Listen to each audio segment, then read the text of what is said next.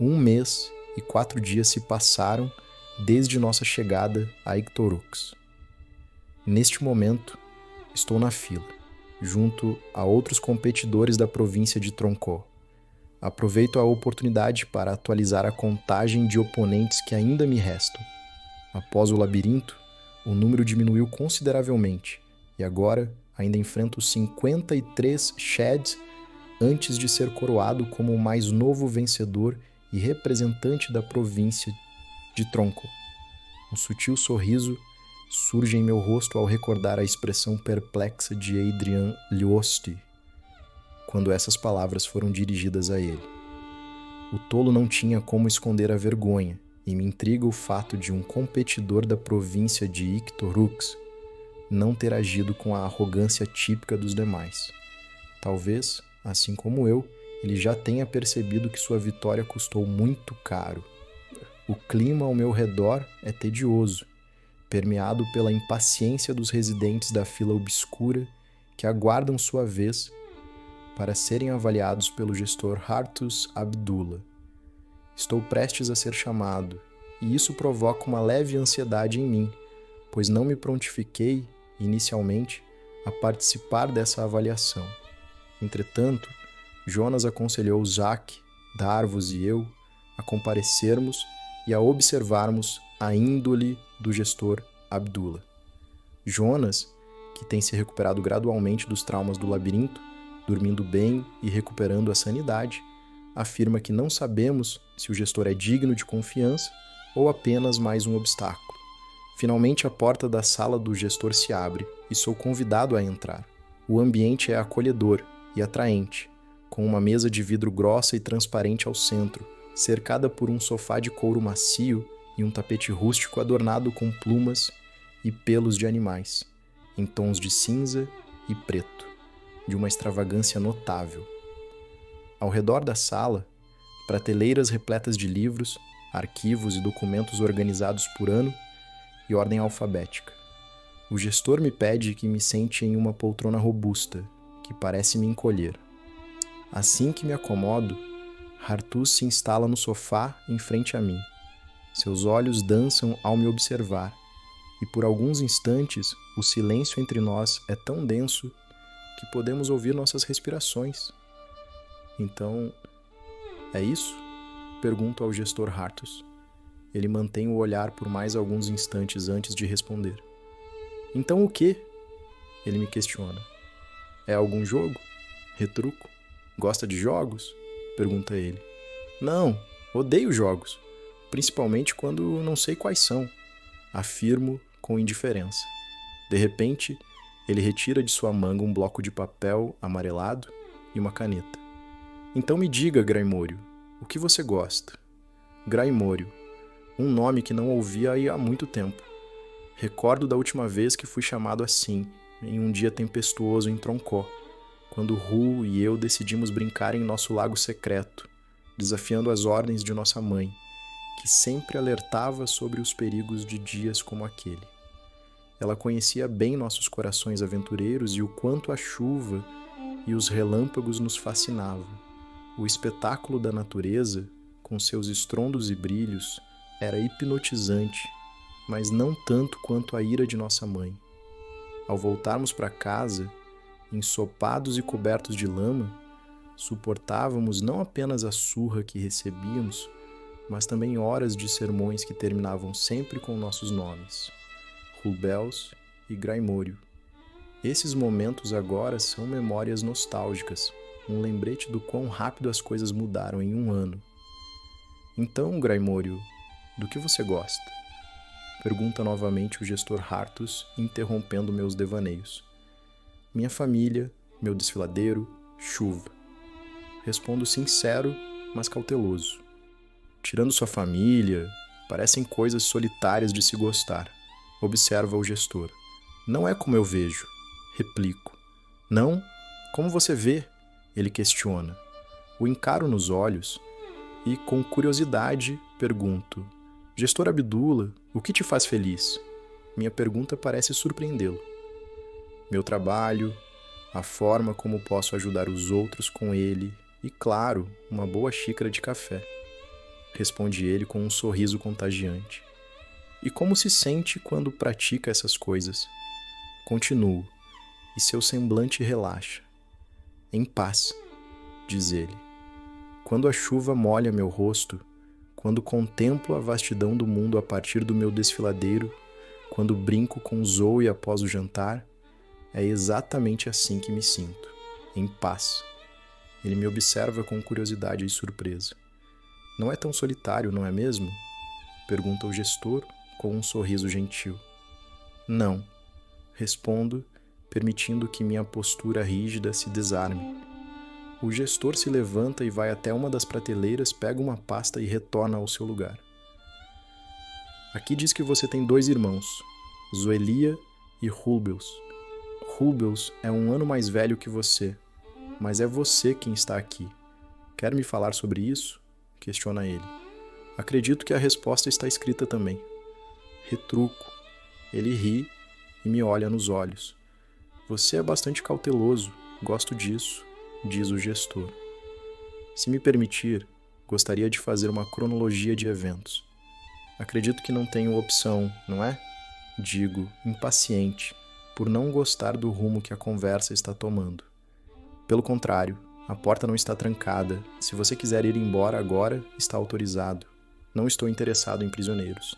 Responde Hartus com tranquilidade. Avalio-o e lembro do que Jonas nos havia proposto. Então digo, está bem, pode fazer. Digo receoso.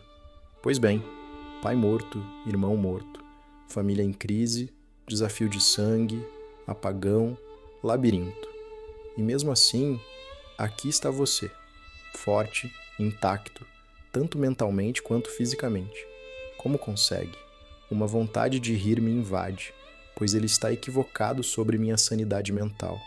Estou completamente destruído psicologicamente. No entanto, a forma indiferente com que ele lista as tragédias de minha vida é insultante. Para ele, são apenas estatísticas. Meus sofrimentos são apenas números para esse sujeito. Então, respiro fundo e respondo. A morte talvez não seja o pior dos destinos. Pelo menos é o que parece quando estamos aqui. Digo, sem me censurar. Sério? É o que acha? Muitos veem o desafio de sangue como uma oportunidade justa de ascender na vida. A maioria deles é de troncó como você. Não concorda? Diz o gestor. Como um estalo, percebo o que pode ser um equívoco de minha parte, mas que me faz recuar nas minhas investidas sobre minhas opiniões. Compreendo o jogo de Hartus Abdullah. Suas perguntas não são desprovidas de sentido. Não se trata apenas de uma entrevista ou de uma conversa franca. Ele está me avaliando de fato, sondando minha mente e compreendendo meus pensamentos de maneira sutil, como uma cobra que rodeia sua presa. Quer saber se sou um risco para Ictorux? Se minha mente é forjada pelo idealismo radical contra essa hierarquia imposta pelo medo e suas leis abusivas? E de fato sou. Não concordo com nada do que vivemos. Não aceito que Troncó seja excluída e explorada. Somos a ralé de Nova Cairo, não temos voz. Sofremos em silêncio, mas a injustiça desse sistema ultrapassa as fronteiras de Troncó. Nenimá é uma grande região pesqueira, e segundo Iriná, 78% de toda a produção vai para Ictorux. Palatrax fornece carnes e sementes, e assim como Nenimá, mais da metade da produção vai para Ictorux. O mesmo acontece com Salfiu. Mesmo que algumas províncias sejam um pouco mais privilegiadas, todas estão submissas ao governo. Contudo, tenho que ocultar minha visão sobre tais assuntos. Então respondo cautelosamente à pergunta do gestor Hartus. Não tenho opinião sobre isso, senhor. Digo. Tem certeza? Pergunta ele. Observando-o, confirmo minha teoria, pois vejo sua mão segurando a caneta que usará para anotar minhas palavras trêmulas de ansiedade. Tenho certeza, senhor. Finalizo. Ele me observa, levanta-se, guarda meu arquivo e abre a porta. Está liberado, Graimório, diz ele. Levanto-me e saio da sala com passos cautelosos, mas apressados. Quando sigo em direção ao meu alojamento, vejo Zack me esperando na porta. Acabou? Pergunta Zack. Sim, respondo. Como foi? Indaga. Sinceramente não sei. Respondo. Ele pega minha mão e me puxa em direção ao alojamento, levando-me até o banheiro. O que está fazendo? Questiono. Tem algo me incomodando. Preciso saber de você, diz Jack com sua voz feminina. Ao ouvir sua voz, sinto-me enternecido em um momento único de calmaria. O que foi, Arina? Pergunto curioso. O que você sente por mim? A pergunta dela é direta e me atinge como um soco. Não sei o que responder. Não sei como definir o que sinto por Irina. Mesmo que soubesse, como poderia expressar isso nas condições em que estamos? Provavelmente, podemos morrer em breve. E de que valem minhas palavras? Contudo, meu corpo anseia por dizer que estou apaixonado por ela. Irina, eu... Antes que eu possa responder, ela me puxa e nos beijamos. Num instante, lembro-me do motivo pelo qual estou apaixonado por Irina. Seu corpo, seu beijo, sua voz, seu cheiro, como suas mãos percorrem meu corpo. Embora eu esteja completamente sedento e deseje mais do que um beijo, afasto-me dela. Irina, não podemos, digo. O que houve? Pergunta ela. Não posso fazer isso. Não com você. Respondo. Do que está falando, Gray? Pergunta ela, com frustração evidente. Gosto de você, Irina. Gosto de verdade. Mas não posso fazer isso sabendo que pode ser a última memória que teremos juntos. Seria meu karma, minha culpa que me acompanharia para sempre, assim como eu seria a sua. Afirmo. Ela me olha, e seus olhos se encontram com os meus. Então diz: Gray, não vamos morrer. Vamos mudar tudo, eu te prometo isso. Do carvão ao diamante, diz ela com um sorriso. Do carvão ao diamante. Encerro, de mãos dadas com ela. Deito-me em minha cama, com os pensamentos fixos no gestor Hartus Abdullah e em minha breve avaliação. Percebo que ele é, de fato, alguém com quem devemos tomar cuidado. Contudo, preciso ouvir os relatos de meus companheiros de alojamento antes de decidir se ele é uma porta aberta, um obstáculo que preciso superar. Já se passaram 2 horas desde o término de minha avaliação e meu momento afetuoso com a Irina, que agora está cochilando. A porta do alojamento se abre e Jonas entra com Darvus, que após sua consulta com o médico Memphis e sua suspeita benevolência, tem conseguido andar sozinho. Seus ferimentos têm se curado bem, e é possível ver filetes de cabelos louros crescendo em sua cabeça. Lentamente, Darvus está voltando a ser a imagem do jovem vigoroso e radiante que costumava ser antes do labirinto. Irina acorda, diz Darvus, jogando um de seus travesseiros nela. Estou acordada, seu idiota, responde, devolvendo o travesseiro a ele, e ambos riem. Voltaram há muito tempo? Pergunta Jonas. Tem um tempo sim. Respondo. É? E como foi lá, com o gestor? Questiona Jonas com um interesse sério. Bom, não tenho muito o que falar. Fui expulso da sala por ele, digo, e todos voltam suas atenções para mim. Levantamo-nos e vamos todos para o banheiro. Ao entrarmos, iniciamos uma reunião sobre Hartus Abdullah e qual utilidade ele pode ter para nós.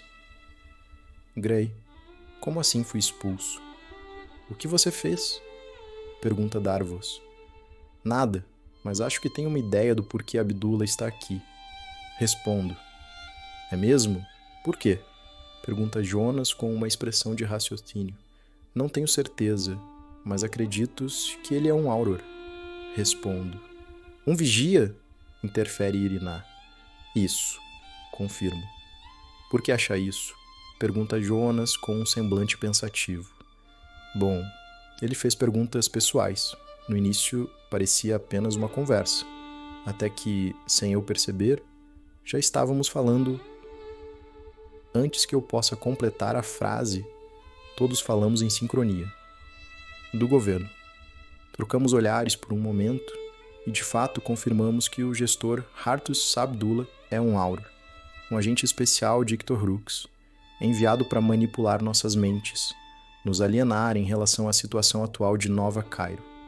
Esses agentes possuem uma enorme capacidade persuasiva, sendo incrivelmente influentes, com sua lábia e entendimento sobre padrões de comportamento.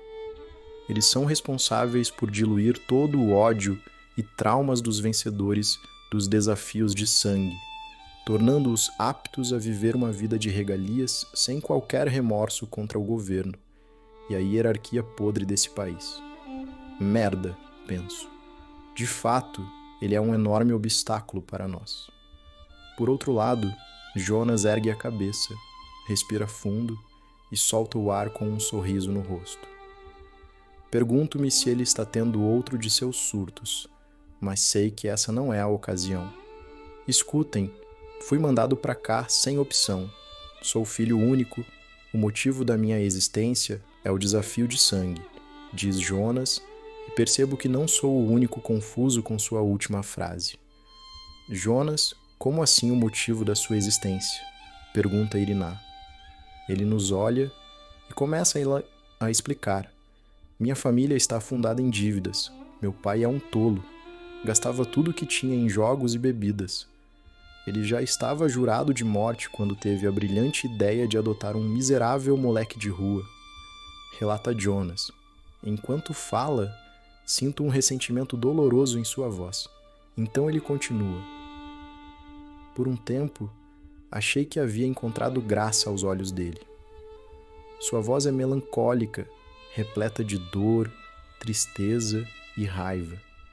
Fiquei tão feliz quando ele oficializou minha adoção. Eu havia recebido um nome, passei a me chamar Jonas, passei a ser alguém, principalmente para ele. Ele faz uma pausa, contendo a respiração e as lágrimas que ameaçam rolar. Respira fundo e continua. Bom, foi o que pensei até ele chegar completamente embriagado, proferindo palavrões e xingamentos. Tentei fazê-lo se acalmar, mas ele... Jonas, não precisa, digo, percebendo o quão difícil é para ele falar sobre isso. Ele me olha com respeito, mas não segue minha sugestão. Depois da surra que ele me deu, fez questão de dizer que nunca me amou, nunca se importou comigo, que tudo fazia parte de um plano que surgiu enquanto me via mendigar na rua. Merda, que merda, Jonas, penso. Percebo que somos todos parecidos. Jonas, Darvus e eu somos moldados pelo sofrimento, forçados a sermos fortes. Jonas, que plano?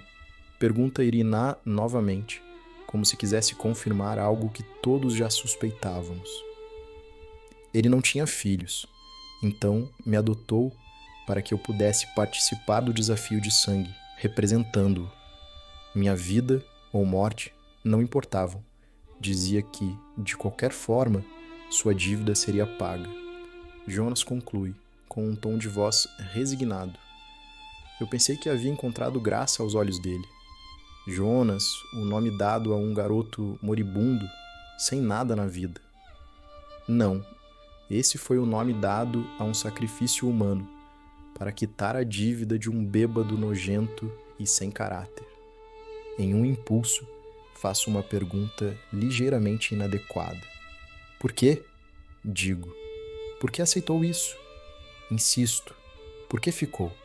Enquanto falo, um sorriso se forma em seu rosto e ele responde. Por amor. Por amor ao homem que me viu quando ninguém mais me via, que me alimentou. É irônico, não acha, Gray? Ele me livrou da morte, apenas para me entregar a ela mais tarde. Estou cansado, Gray. Cansado de todos decidirem como será minha vida ou minha morte. Cansado de apanhar de todos. Meu pai, Ictorux, Nova Cairo, todos me trataram como lixo. Chega.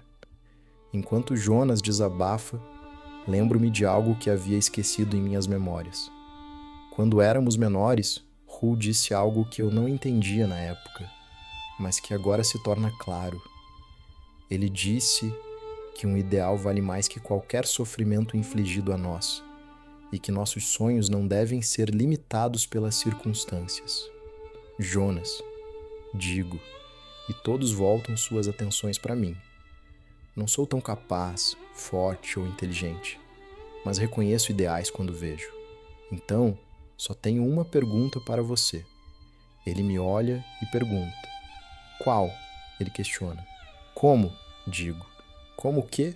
Retruca ele, sem entender. Como vamos mudar essa merda toda? Todos focamos no que será sua resposta. E então Jonas diz: vamos ganhar essa merda e tomar o controle de Nova Cairo?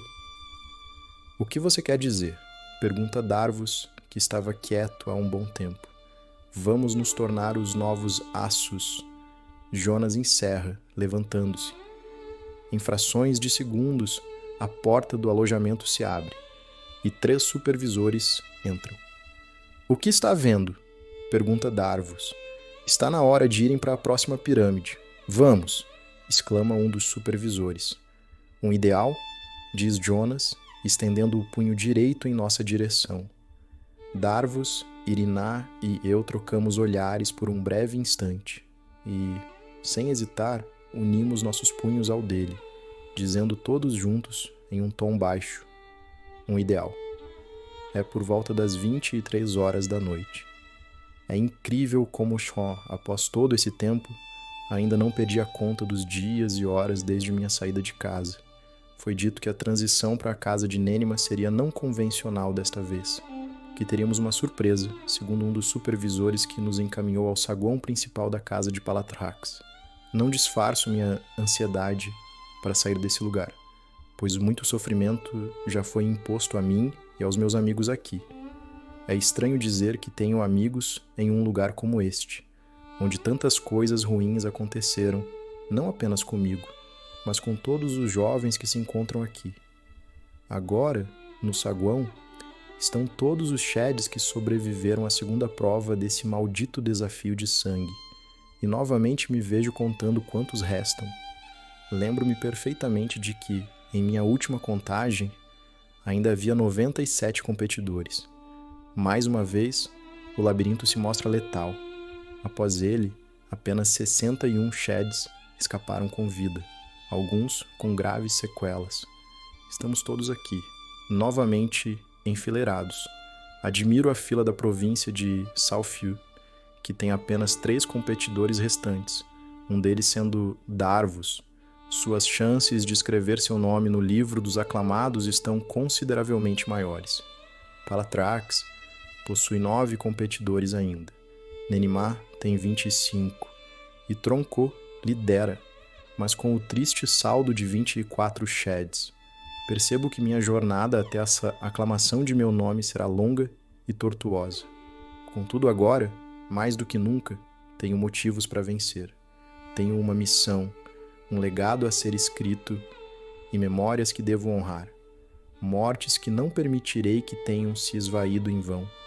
Lutarei para que todas as vidas tenham seu devido valor e que essa ditadura disfarçada de democracia seja expurgada de nossa sociedade e de nossa história. Com o passar dos anos, não será mais do que um mito há muito vaporoso na linha do tempo de nosso povo. Sheds, juntem-se todos em uma fila única, diz um supervisor. O mesmo que levará Adrian Host até o púlpito de touro para ele escrever seu nome no livro dos aclamados. Após executarmos a ordem, começamos a caminhar em passos taciturnos por um corredor extenso que termina em uma escadaria circular talhada em mármore sombrio e calcários cinzentos, com rochas achatadas que se encaixam perfeitamente, como um belo quebra-cabeça.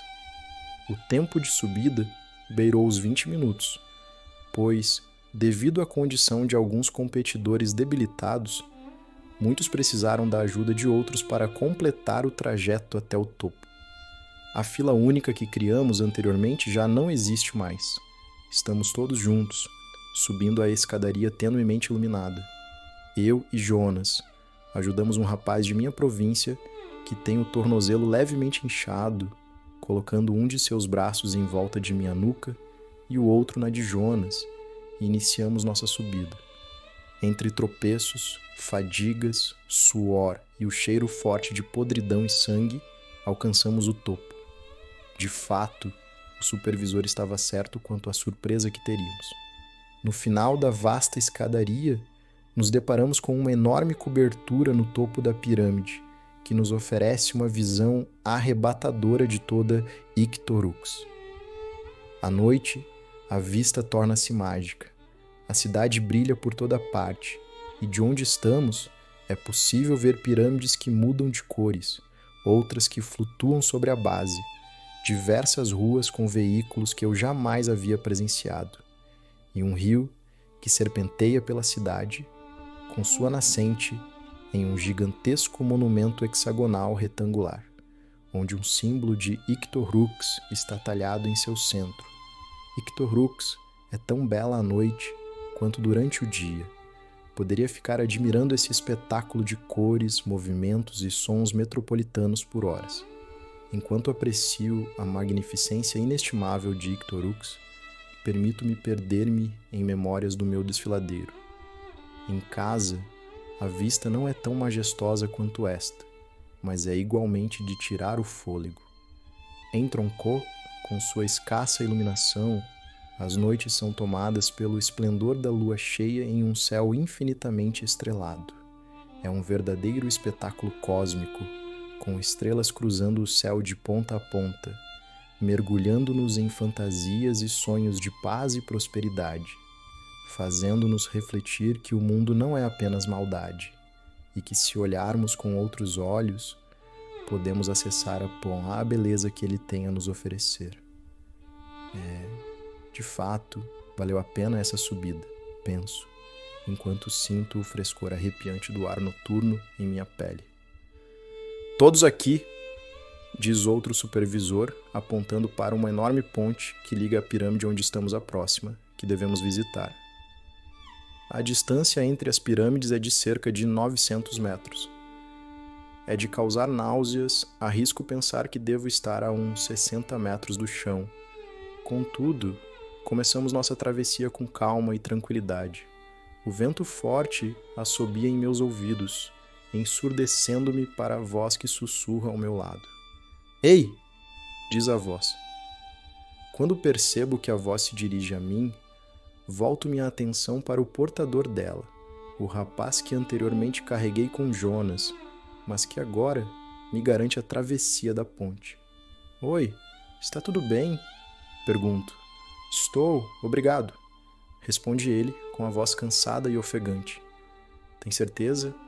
Pergunto, dando uma pausa para que ele recupere o fôlego.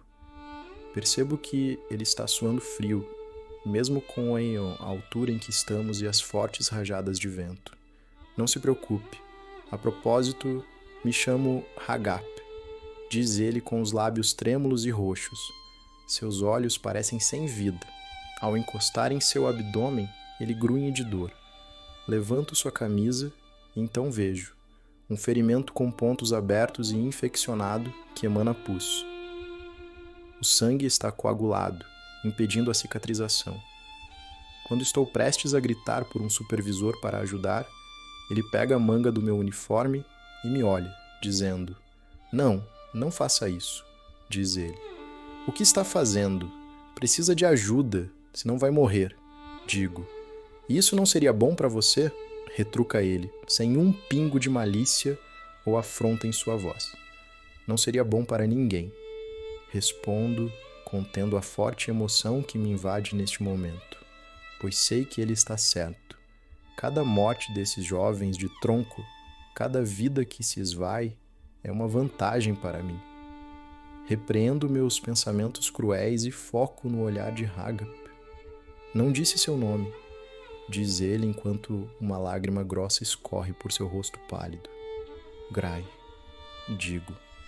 Com seu último suspiro, ele me olha e diz: Suponho que aquela seja uma boa vista para se admirar, não acha? Confirmo com a cabeça. Pode me levar até ela? Pede-me Hagap, com olhos que clamam por isso, e eu me sentiria um monstro se não o ajudasse. Confirmo com a cabeça novamente. Começamos a cruzar a ponte, e enquanto cortamos a onda de pessoas amontoadas, percebo que Zack, Darvus e Jonas estão parados me esperando. Quando chegamos na beirada da ponte, coloco Hagap sentado. Ele contempla a vista de Ictorux maravilhado. Seus olhos brilham com um brilho sobrenatural. É incrível, não acha? Pergunta-me Hagap. É sim, respondo, abrindo um sorriso. Permaneço ali com ele por alguns instantes, meus olhos fixos na vista, enquanto lágrimas rolam, mas meu semblante é alegre. Gray, diz Darvus atrás de mim. Vamos, pode deixá-lo. Os supervisores vão cuidar dele. Antes de me levantar, fecho seus olhos que já não têm mais luz, repousando seu corpo no metal gelado da ponte. Ao me virar, percebo que todos na ponte estão imóveis, com a cabeça baixa e expressões fúnebres. Por um instante, entendo toda a situação ao meu redor. Hagap sabia que era sua hora e escolheu morrer ao ar livre, com uma bela vista que o deixaria feliz, em vez de preso em uma pirâmide que não lhe traria conforto. Ele me escolheu para acompanhá-lo em seus últimos momentos, pois eu era o mais próximo que ele tinha de uma família naquele momento. Eu era seu povo. Percebo que todos nessa ponte têm algo em comum. A morte se tornou nossa inquilina, e a sua presença não nos abala. Estamos imóveis, não por tristeza, mas em honra a um garoto que lutou por sua vida até o fim. Estamos em silêncio, em sinal de respeito a um Shed que não teve opção de estar aqui, mas enfrentou seus obstáculos e acolherá a morte como um guerreiro honrado. Não posso negar, Hagap agora é um dos muitos nomes que me motivam a mudar essa situação e acabar com o desafio de sangue de uma vez por todas. De Tronco partimos e para Tronco voltamos. Digo, permitindo que seu corpo descanse e continuando meu caminho. Defino a hora como sendo 3 da madrugada. Já estamos todos na casa de Neniman. A pirâmide é incrivelmente iluminada e no saguão principal as paredes são feitas de mármore pintado de azul, enquanto o chão é revestido de vidro, sob o qual há um aquário gigante. Andamos sobre milhares de espécimes aquáticas, alguns dos quais jamais havia visto. Vejo todos os competidores da província de Neniman comentando uns com os outros sobre as variedades de peixes e quais eles mais gostavam. Por outro lado, para mim, é angustiante andar sobre o chão de vidro.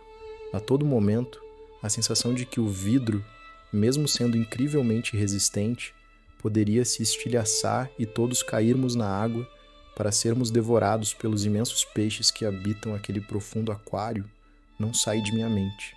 Após o apagão, todo cuidado é pouco. No entanto, agora estou em meu novo alojamento, que não hesito em dizer ser o mais belo até agora, com cores vibrantes e acolhedoras. Seu tamanho é consideravelmente menor que os outros, mas ainda comporta 5 camas. Os ocupantes deste alojamento permanecem os mesmos: Jonas, Darvus, Iriná e eu. Acredito que novamente não haverá um inquilino para a 5ª cama. Mas a noite está longa e estou sem sono. Darvus ronca, e seus sons são reconfortantes, pois sei que ele está cada dia melhor. Seus ferimentos já não são mais visíveis, e suas cicatrizes na coxa estão com uma aparência mais rosada e sem secreções. Todos estão dormindo profundamente, e isso me agrada. Anteriormente, eu não dormia, envolto em meus pensamentos. Pensamentos que giram em torno de nomes, Hul, Kali e Hagap, e como suas mortes estão ligadas a mim. Hul e Kali foram mortos por acusações de rebelião e rebeldia, por conta da canção de nosso pai, e Hagap por decidir morrer da maneira que escolheu, e não como esperavam que ele morresse. O semblante tranquilo e sereno que Hagap tinha em sua morte é uma das imagens mais belas e tristes que guardo em minhas memórias. Imagino que, se eu o tivesse conhecido em Tronco, seríamos amigos.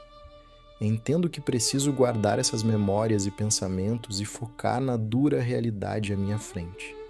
Preciso focar em vencer o desafio de sangue. Preciso garantir minha sobrevivência. Acorda, Grey, acorda, murmura Jonas.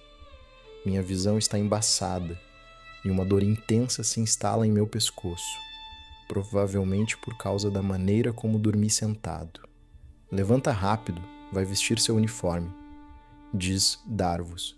Vou até o banheiro e tomo um banho rápido para despertar, pois o sono me assola fortemente. Ao pegar o uniforme limpo que nos disponibilizam sempre que mudamos de pirâmide, percebo que, em vez de camisas de mangas, o uniforme sofreu algumas alterações. As calças não são mais um moletom largo. Agora, seu tecido é um pano fino, porém resistente e justo ao corpo. A camisa simples foi substituída por uma regata com 3 botões na gola. Nas costas está o símbolo de cada província. No caso de Darvus, um cajado com uma pedra preciosa no topo. Nenimá possui 2 ondas colidindo. Palatrax, a insígnia de um touro. E o meu, 3 cumes enfileirados, representando as minas de mármore e a forja de bronze. O único detalhe que permanece o mesmo são as cores respectivas de cada província. Após me arrumar e vestir o uniforme, encontro os demais. Jonas se incomoda com os botões da gola e os desabotoa, deixando o colarinho aberto. Iriná aparou novamente seu cabelo, deixando-o mais rente à cabeça. Percebo que ela também aparou os longos cílios, que entregavam um pouco de sua feminilidade. Ela também pegou a cinta e o suporte peitoral de Darvus, que ele usará para a recuperação de sua clavícula e postura, apertando ao máximo seus seios e glúteos junto ao corpo. Assumo que sua postura ficará bem masculina. Percebo que Iriná é ainda mais perspicaz do que eu pensava. Ela sempre me surpreende, e uma parte de mim ama isso. Então, o que está acontecendo? Pergunto. Não sei bem, mas disseram para nós nos arrumarmos, diz Iriná. Acredito que será algum anúncio sobre o próximo desafio, diz Jonas, puxando a gola da camisa que o incomodava. Porém, em meu íntimo, sinto que não é isso. Uma sensação estranha eclipsa minha mente. Logo, a porta de meu alojamento se abre e o gestor Hartus Abdullah adentra com sua imponência vigorosa como nunca. Ele cruza o alojamento lentamente e se senta na última cama que não possui dono, observando-nos atentamente. Eu e os demais permanecemos petrificados, mas com nossa postura desafiadora. Chegou-os ao meu conhecimento que um de vocês está participando do desafio de sangue de forma indevida, diz o gestor com um sarcasmo diabólico. Do que está falando? Questiona Jonas. O gestor se levanta e se aproxima dele, inclinando o pescoço até seu ouvido, sussurrando. Você só fala quando eu mandar, entendeu? Enquanto o gestor se afasta, ouço Jonas responder com um tom frio e enraivecido. Sim. O gestor se distancia de Jonas e continua. Onde eu parei? Pergunta, olhando para nós. Um silêncio pesado paira no alojamento. Onde foi que eu parei? Pergunta novamente, com um tom superior. Um de nós não deveria estar aqui. Digo. Ah, sim, claro, responde o gestor. Algum dentre vocês tem algo a confessar? Diz ele, parado a 2 metros de nós, com as mãos para trás. Todos trocamos olhares, mas permanecemos em silêncio.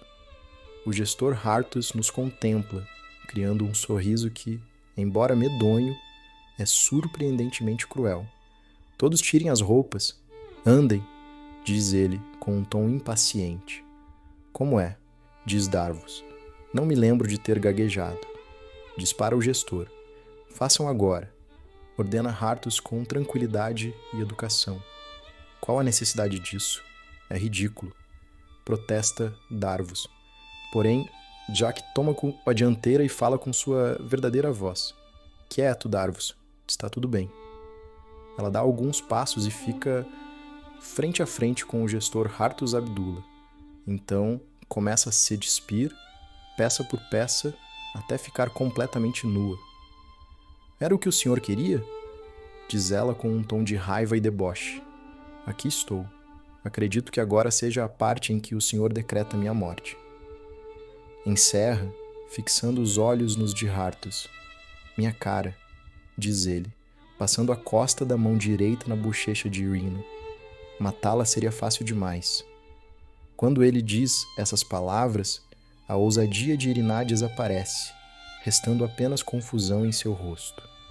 Do que está falando? Pergunta ela. Bom, minha cara criança, você abriu meus olhos para uma nova possibilidade. Mostrou-se forte e superou lindamente 2 desafios. É uma competidora excepcional, diz o gestor.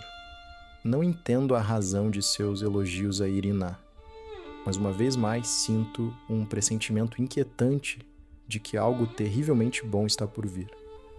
Farei um acordo com você, criança, continua o gestor. Que tipo de acordo? Pergunta Irina, sentindo medo dominar seu ser. Você continuará no desafio representando seu irmão, Jacare. Compreendo agora que Irina substituiu seu próprio irmão, Jacare. Penso nisso. Contudo, se você vencer, poderá assinar o livro dos aclamados como Irina. Será reconhecida como Irina por toda a sua sociedade. Você será adorada e honrada, criança, e primeira mulher a vencer um desafio de sangue. Ah, isso vai ser incrível, diz o gestor, eufórico com sua própria proposta. Percebo que ele é um típico narcisista. Mas se morrermos, por seus crimes de burlar as regras do desafio de sangue, a partir da edição do próximo ano, mulheres entre 14 e 18 anos que forem devedoras do sistema também poderão ser convocadas para participar. Zoe. O nome da minha irmã mais nova surge instantaneamente na minha mente. A imagem dela aqui, vestindo esse uniforme, me aterroriza. Eu não posso permitir isso. Se todos nós morrermos, Zoe e muitas outras meninas terão que estar aqui, sofrendo tanto quanto nós. Não, você não pode fazer isso. É impossível! Exclama Irina, desesperada. Boa sorte, Sr. Jacare. O gestor Abdullah se despede e sai do alojamento. Irina cai de joelhos, tomada por lágrimas e gritos histéricos. Pego meu cobertor, cubro seu corpo nu e a envolvo em meus braços enquanto ela desmorona.